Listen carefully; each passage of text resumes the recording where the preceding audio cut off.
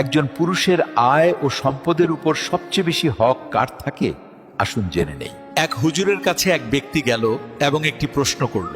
হুজুর খুব সুন্দর করে উদাহরণ দিয়ে উত্তর দিলেন।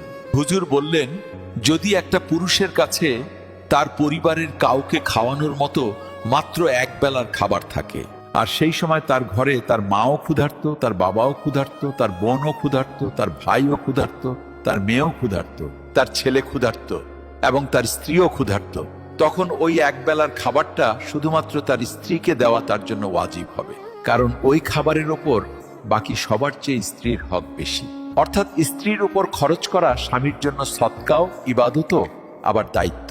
কারণ স্ত্রী হলো এমন এক আত্মীয় যে আপনার রক্তের সম্পর্ক নয়, কিন্তু তার বিশ্বস্ততা দেখুন কত গভীর। মা, বাবা, ভাই বোন আপনার নিজের রক্ত, কিন্তু স্ত্রী হলো এমন এক সম্পর্ক যা আপনার ভাগ্যে বা নসিবের মাধ্যমে আপনি পান। আর তারপর সে আপনার সব ক্লান্তি, সব ব্যথা এবং সব দুশ্চিন্তা ভাগ করে নেয়। তার মনে আপনার জন্য দোয়াও থাকে, আবার আপনার জন্য তার ত্যাগও থাকে। আর আল্লাহ এই সম্পর্ক নিয়ে বলেছেন, নারীরা তোমাদের জন্য পোশাক স্বরূপ আর তোমরা তাদের জন্য পোশাক স্বরূপ। অর্থাৎ স্বামী ও স্ত্রী একে অপরের সাহারা, ইজ্জত এবং পর্দা। তাই স্ত্রীর ওপর খরচ করা শুধু ফরজ নয়, বরং এটা ভালোবাসার বহিঃপ্রকাশ এবং সৎকাও।